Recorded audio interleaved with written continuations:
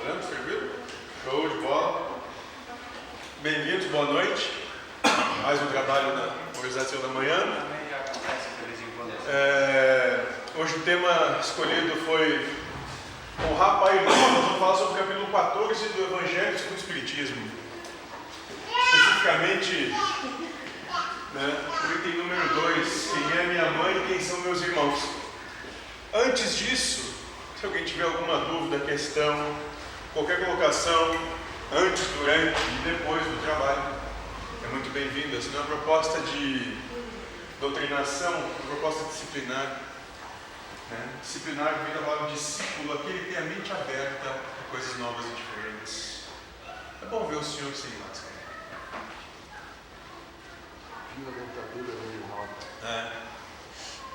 Certo, gente? Alguém tem alguma questão? Então vamos começar. Se tiver durante o que a gente for explanando, por favor, vai ser um prazer dialogar. Quem é minha mãe e quem são meus irmãos? Chegando a casa, lá reuniu-se uma multidão tão grande de pessoas que nem mesmo puderam completar sua refeição. Quando seus parentes ouviram isto, saíram para o prender, pois diziam, ele tinha perdido o espírito. Entretanto, sua mãe e seus irmãos chegaram,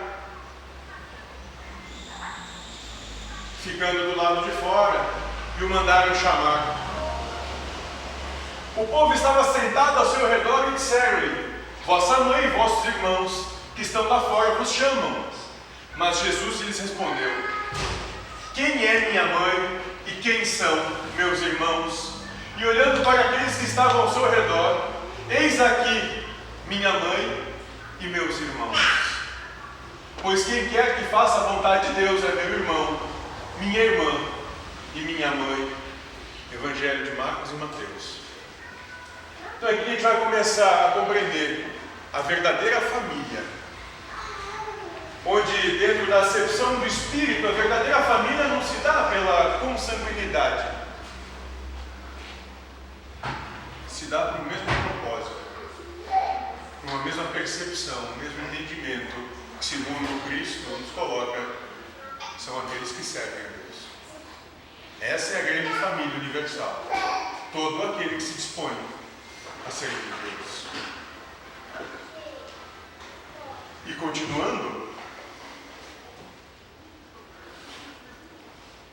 no Evangelho, no item 6, vai falar o seguinte: diz que certas palavras ditas por Jesus são estranhas, parecendo contraditórias com sua bondade e sua inalterável benevolência para com todos. Os incrédulos não perderam a oportunidade de fazer disso uma arma, dizendo que Jesus se contradizia. Um fato irrecusável é que sua doutrina tem por pedra angular, por base principal, a lei de amor e de caridade. Não poderia destruir de um lado o que tinha estabelecido do outro. De onde é preciso tirar esta consequência rigorosa? Que certos ensinamentos estão em contradição com aquele princípio básico, porque as palavras que se lhe atribuem foram mal reproduzidas, mal compreendidas e não são dele.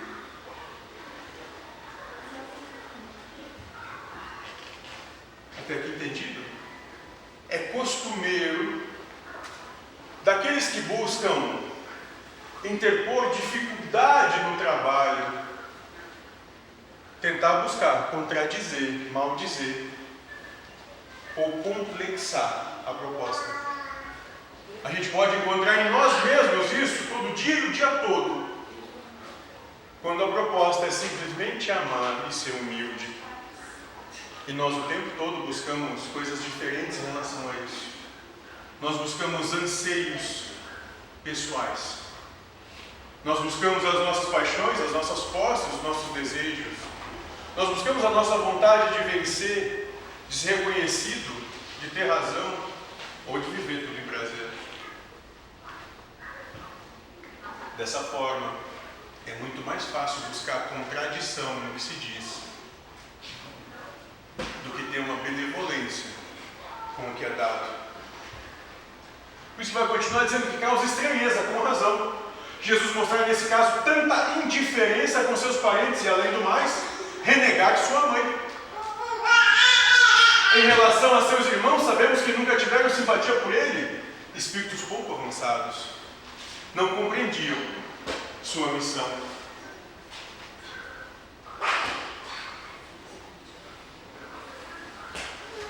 A conduta de Jesus, conforme entendiam, era esquisita e os seus ensinamentos não os tinham convencido, já que nenhum deles tornou-se seu discípulo.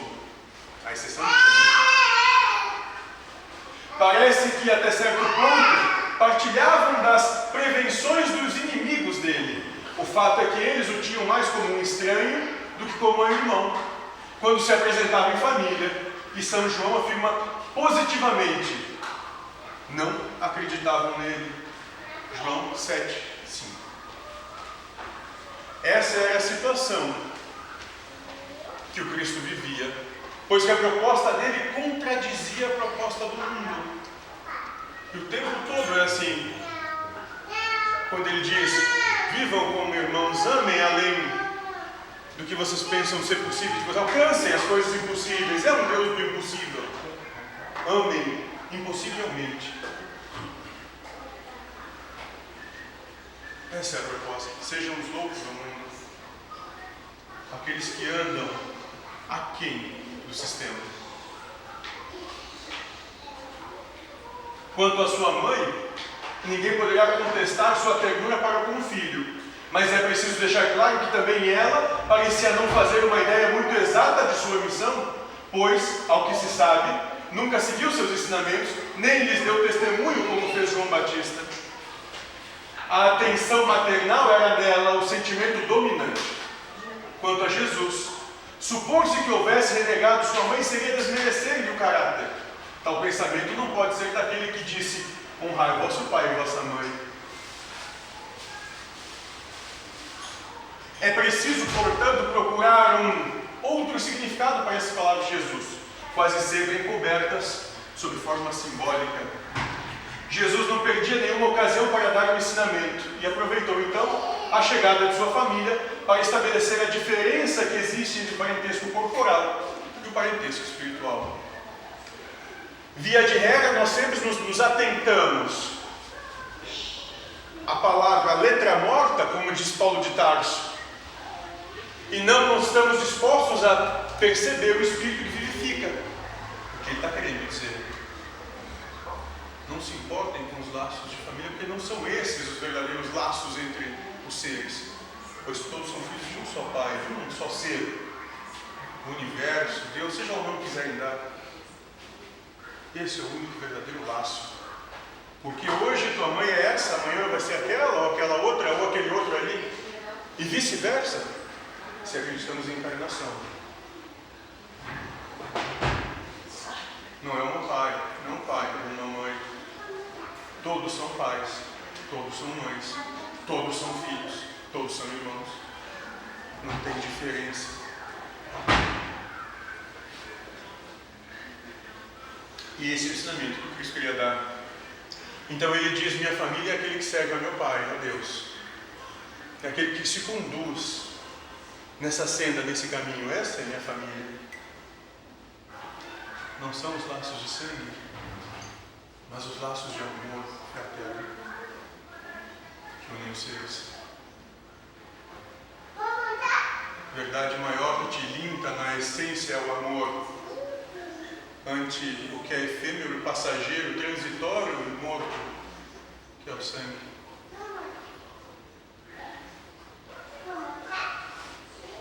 Sim.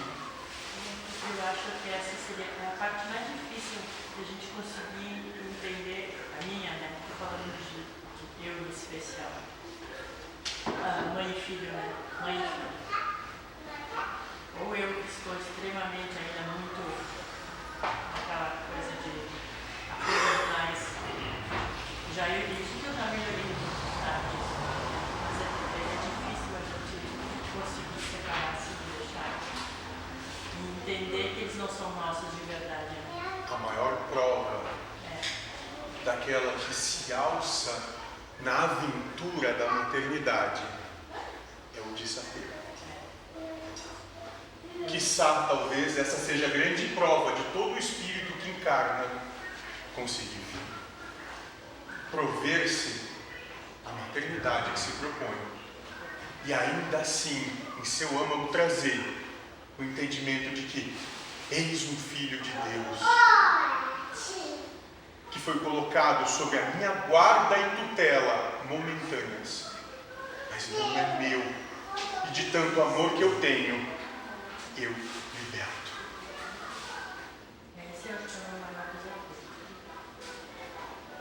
E assim sim se ama um amor que não impõe grilhões ou correntes, mas que liberta. Um amor que não quer, não fecha a mão, mas mantém ela sempre aberta. Vem e vai livremente.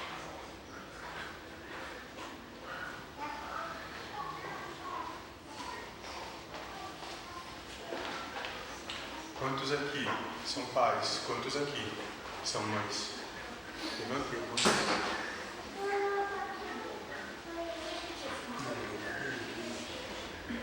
Estão assim.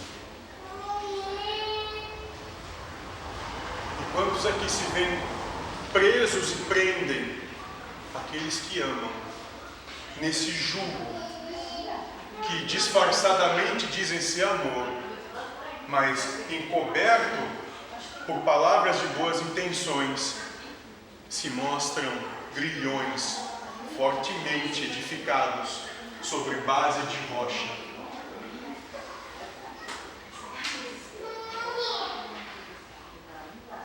Quem ama primeiro liberta. E assim é.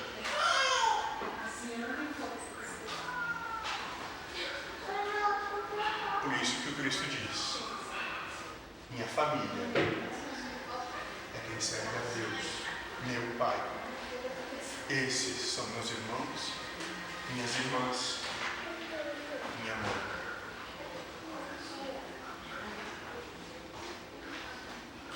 Sejam vocês pertencentes a essa família,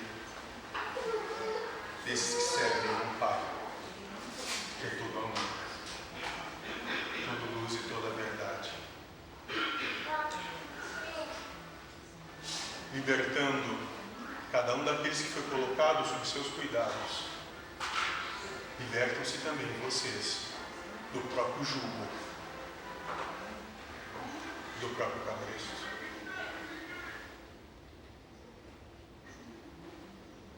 Perguntas? Questões? Exemplos?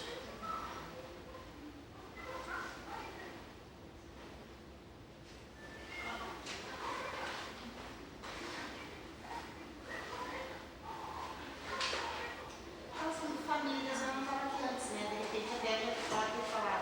A família corporal, no caso, ela tem relação com a espiritual ou não? Sempre a gente vai estar no mesmo círculo? Muito antes, pelo contrário. Justamente a diversidade vem e se coloca para compreender que a família é uma só. E todos pertencem a ela de maneira igual. Que não há diferença. Hoje teu filho, ontem teu avô, anteontem um desconhecido, amanhã talvez nunca mais tenha contato. A proposta é que, pertencente a uma mesma egrégora, se tenha oportunidade de ter contato com todos daquela egrégora. De uma maneira ou de outra. Somos de todos e não somos de ninguém. Somos o todo. Somos um só.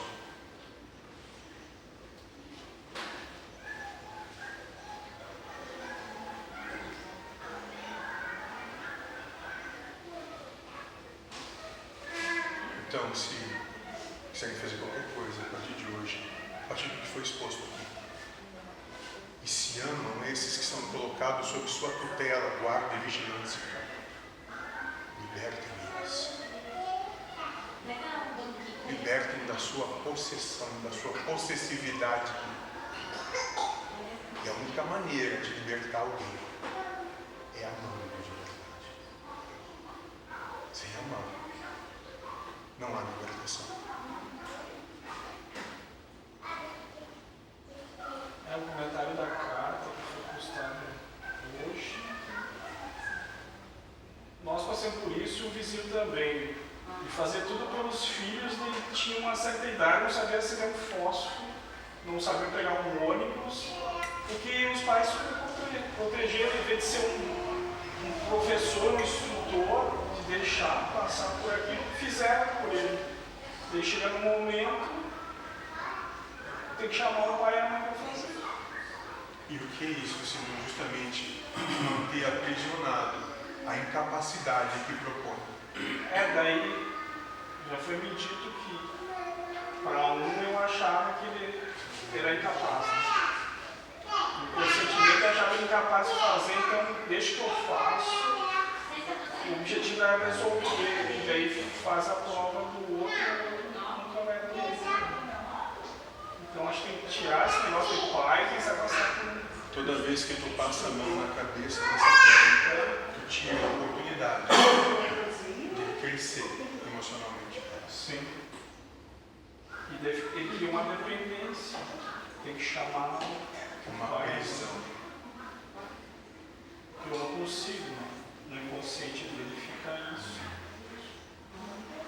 Às vezes eu acho que os pais eles tentam colocar nos filhos as frustrações e os desejos pessoais dele. Eu quero que você seja o melhor, eu quero que você tire 10 na prova, eu quero que você faça tal curso na faculdade, eu quero que você siga tal carreira.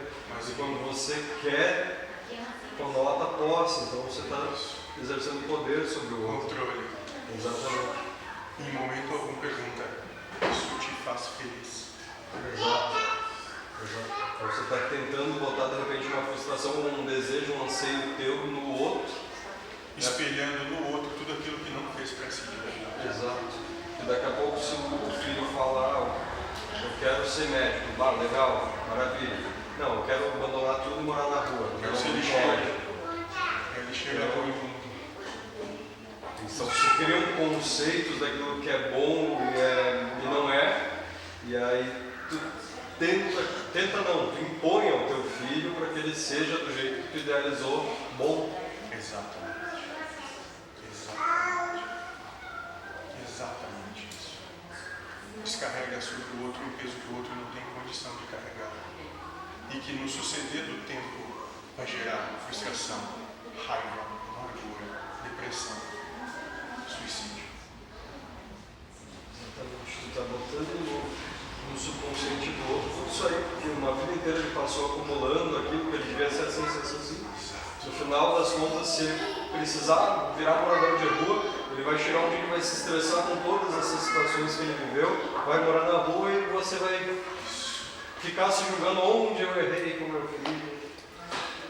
Não errou só uma coisa. Isso não deu liberdade para que ele pudesse o ser outro seguisse o sua caminhada. E aproveitando, nós fazemos isso o tempo todo quando esperamos do outro algo que ele não é. Quando demandamos que o outro seja aquilo que foge à sua essência, à sua naturalidade. Quando assim fizermos, nós impomos a nossa vontade sobre o outro, castrando a sinceridade do outro, buscando mascarar isso como nosso anseio de verdade. Sendo que esperarem algo que fuja da essência que o outro tem para manifestar, estão abortando o amor que ele tem para ti. E voltando ao que eu estava falando antes, numa empresa, em qualquer lugar onde o líder ele é centralizador, ele não treina a equipe, ele quer dar espaço para se desenvolver. Quer que tudo passe por ele, porque ele quer ter o controle de tudo, ele quer saber de tudo. E daí eu já percebi que o funcionário até brincou, posso ir no banheiro? E ele disse sim, sem perceber a sátira que tinha ali.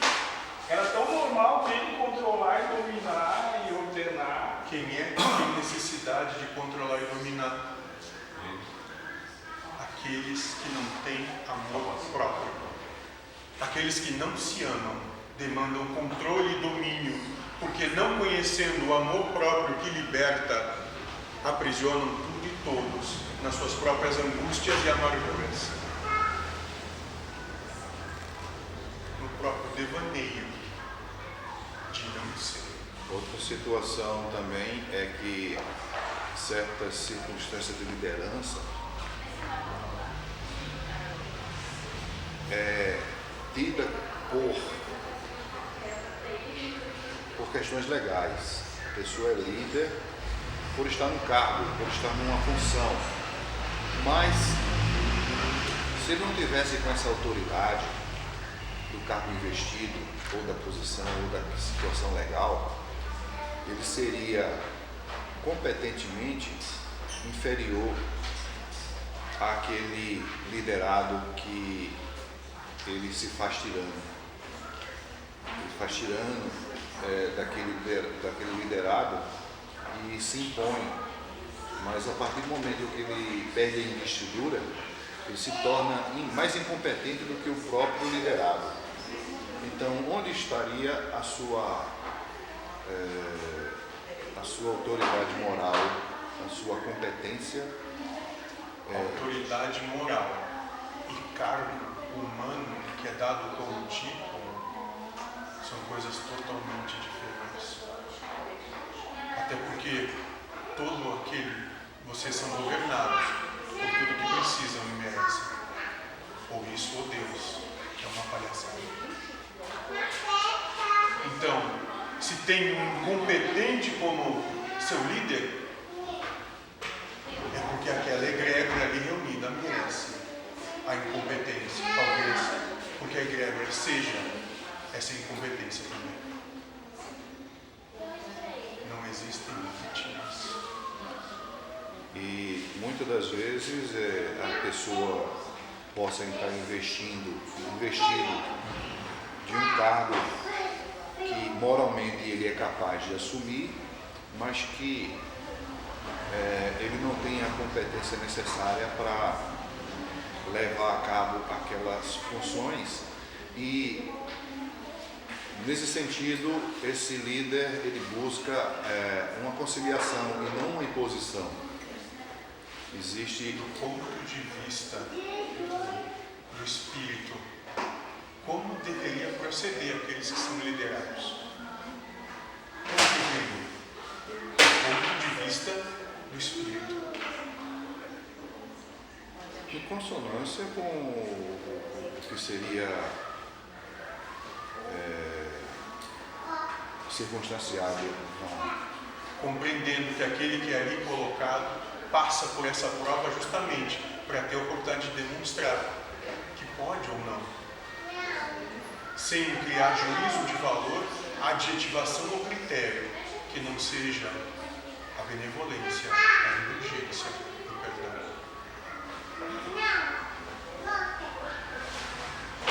Onde o amor, se não?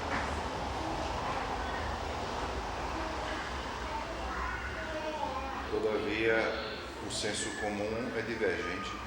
O sistema humano sempre luta contra o amor. Sim. É o propósito do sistema humano desamar tudo e todos. Sério.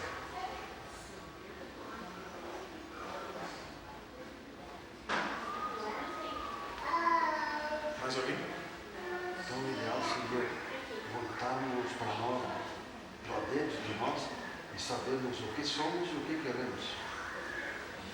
E quando tu te voltar para dentro de ti, descobrir que ali estão todos os outros juntos. E que não tem diferença alguma daqui para lá ou acolá. Porque todos já são um só.